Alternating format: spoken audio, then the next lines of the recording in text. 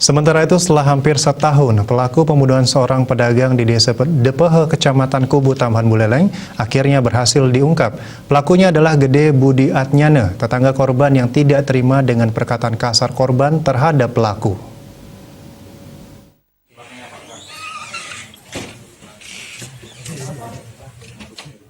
Gede Budi Atnyana, usia 40 tahun, warga Banjar Dinas Danginpura, Desa Depehe Kubu Tambahan, akhirnya dibekuk jajaran Reskrim Polres Buleleng. Budi Atnyana berhasil diamankan di rumahnya setelah melakukan aksi pembunuhan terhadap salah satu pedagang bernama Putu Sekar pada Juli 2020 silam. Kasus ini baru berhasil diungkap karena minimnya saksi-saksi di tempat kejadian perkara. Kapolres Buleleng, AKBP Imadi Sinar Subawa menjelaskan, dari hasil interogasi saksi-saksi, aparat memperoleh keterangan saksi yang mengerucut kepada tersangka Gede Budi Atnyana. Setelah diperiksa secara intensif, tersangka mengakui telah melakukan pembunuhan terhadap Putu Sekar pada tahun 2020 lalu. Bahkan motifnya pun sangat sepele. Pelaku mengaku menjadi sasaran kata-kata kasar yang dilontarkan korban. Lantaran saat berbelanja membeli minuman, tersangka memberikan uang hanya Rp5.000, sedangkan harga minuman Rp6.000. Kekurangan uang Rp1.000 membuat korban berkata-kata kasar terhadap pelaku.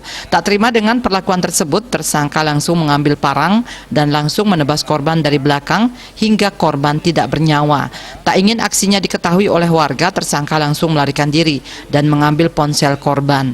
Ini tersangka hendak membeli minuman jenis jelly drink. Ya. Tersangka hendak membeli minuman jenis jelly drink. Tersangka membawa uang sebanyak Rp5.000. Kemudian oleh korban si Putu Sekar, karena harga jelly drink ini kan Rp6.000. Ya, jadi kurang Rp1.000. Nah, kemudian oleh korban ini mengatakan uangnya kurang Rp1.000. Kamu minum aja air got. Nah, seperti itu. Jadi si tersangka ini tersinggung dengan kata-kata kasar yang dilontarkan oleh si korban atas nama Putu Sekar ini.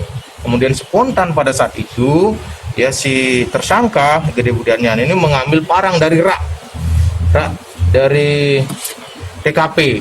Ya, ini mengambil parang ini, kemudian menebas dari belakang kepala daripada si korban.